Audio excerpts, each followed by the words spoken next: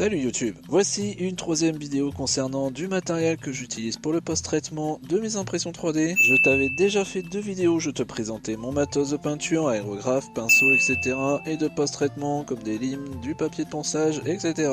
Je te mettrai les liens dans les bulles en haut de l'écran et dans la description. J'ai donc investi dans du matériel supplémentaire ces derniers mois pour me rendre la tâche plus facile et particulièrement sur les post-traitements. On commence de suite avec un outil que je kiffe beaucoup, il s'agit d'une ponceuse électrique à la base faite pour les ongles. J'ai trouvé ça sur Amazon pour une quinzaine d'euros. Elle m'est très utile pour poncer les traces de support ou mettre un niveau après une pose de mastic putty. Voilà donc la ponceuse, très fine et très légère, ce qui permet de la manipuler facilement. Les embouts se changent également facilement. Pour le côté électrique, elle est quasiment autonome puisque pourvue d'un câble USB que tu peux brancher sur une batterie externe. Tu peux donc l'utiliser sans être contraint d'avoir un câble secteur qui pourra limiter tes actions. On regrettera bien entendu le manque d'une batterie intégrée, ce qui est un peu dommage. Au niveau de l'utilisation, elle fonctionne avec une rotation en sens horaire ou anti-horaire et la puissance de celle-ci est réglable via une molette déportée. Pour ce qui est fourni avec cette ponceuse, on a tout un tas d'accessoires,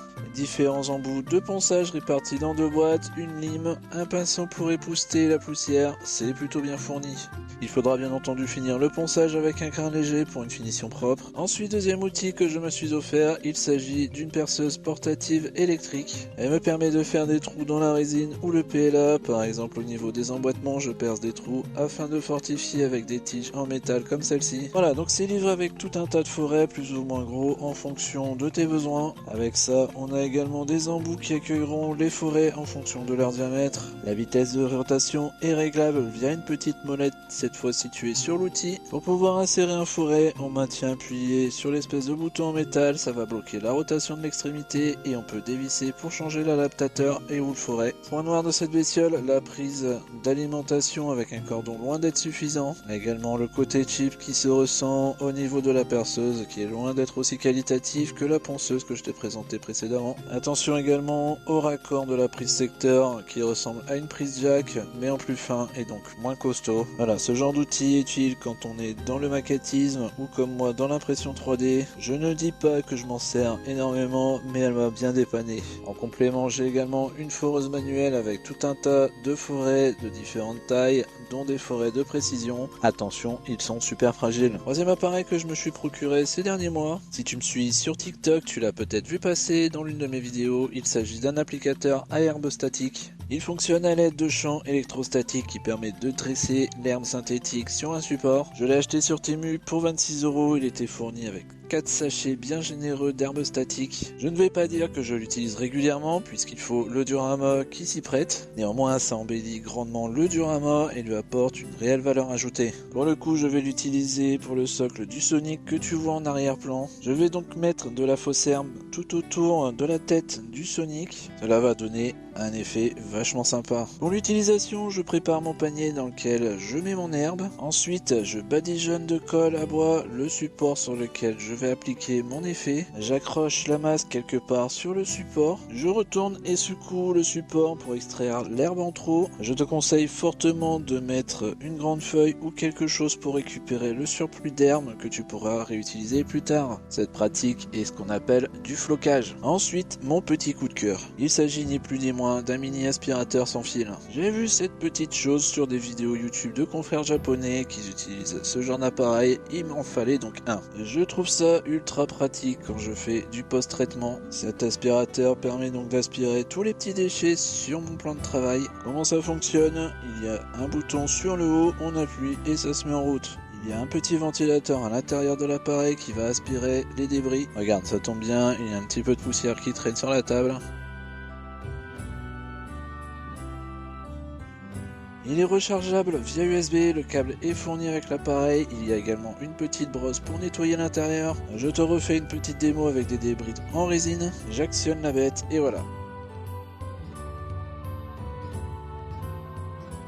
Il n'y a plus qu'à vider le contenu à la poubelle. Vraiment un coup de cœur à environ 7 € sur AliExpress. J'ai l'impression de vous avoir vendu la chose à la façon télé-shopping. Dernier appareil que je vais te présenter, il s'agit d'une ponceuse linéaire. C'est quoi la différence avec la ponceuse que je t'ai présentée plus tôt? Cette ponceuse linéaire, elle, va poncer avec un mouvement de gauche à droite. Cela va permettre de traiter la zone différemment. Une grande marque propose ce genre de ponceuse, néanmoins le prix n'est pas dérisoire. Il faut compter 30 € pour la ponceuse à laquelle il faut ajouter l'alimentation qui est vendue à part à 40 €, donc 70 € le tout. Celle que j'ai dans les mains m'a coûté 28 € tout compris sur AliExpress. Elle possède un bloc variateur me permettant de moduler l'intensité du ponçage. Cet appareil n'est pas dénué de défauts et le principal est que ce variateur est trop proche de l'embout secteur, ce qui fait qu'il n'est pas aisément accessible à moins d'avoir une prise électrique à proximité du plan de travail. Bref, c'est livré avec plusieurs formes d'embouts de ponçage et des papiers de ponçage autocollants qui seront affixés directement sur les embouts. Ces embouts sont facilement positionnables sur l'appareil. Ce que je fais de mon côté, c'est que j'y colle ce genre de papier à grains, toujours de chez Green Stuff World. Cela me permet d'utiliser plusieurs grains différents. J'en découpe un morceau et je colle avec du scotch double face. Ça fait le café comme on dit. Mise en fonctionnement de l'outil, tu vois que les mouvements sont linéaires. Je m'en sers pas mal sur des impressions en filament et notamment pour lisser les couches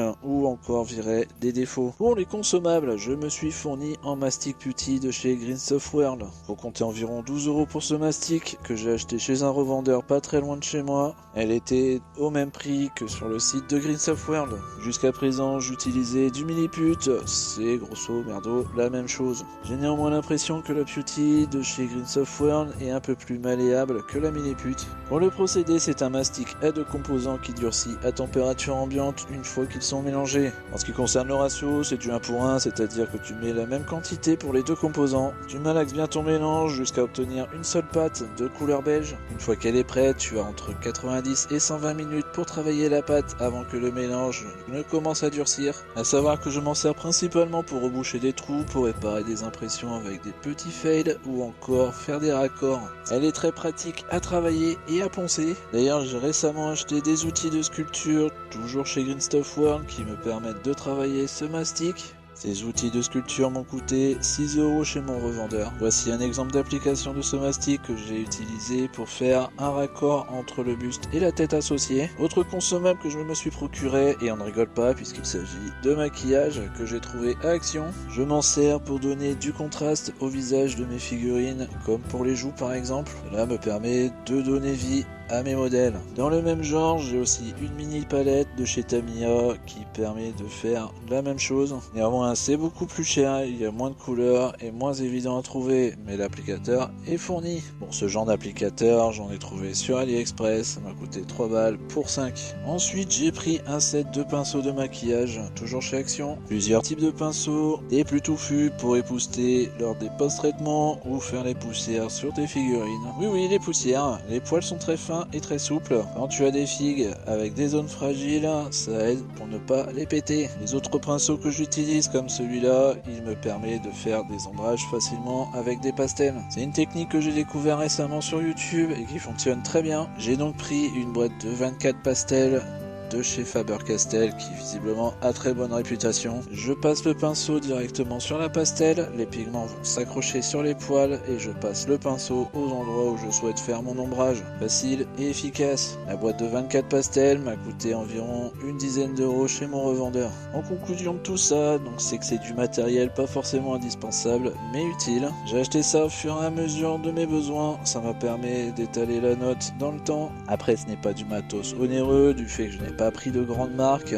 je me suis basé sur le retour des utilisateurs, notamment des makers et des maquettistes. Ma passion est une passion qui coûte déjà relativement cher et je n'ai pas forcément de retour sur investissement puisque je ne vends pas officiellement mes productions par souci de droit d'auteur, mais je me fais plaisir et je partage ce plaisir à travers mes vidéos sur mes différentes chaînes. Voilà, j'espère que la vidéo t'a plu. Si tu as des questions ou si tu as des conseils sur d'autres outils qui peuvent être utiles, n'hésite pas à partager dans la zone commentaire. Je te laisse mettre le pouce bleu de l'amour si le cœur t'en dit, ça aide dans le référencement de la chaîne. Et si tu n'es pas encore abonné, n'hésite pas à t'abonner. On se retrouve bientôt, je te fais des poutous. Allez, ciao YouTube.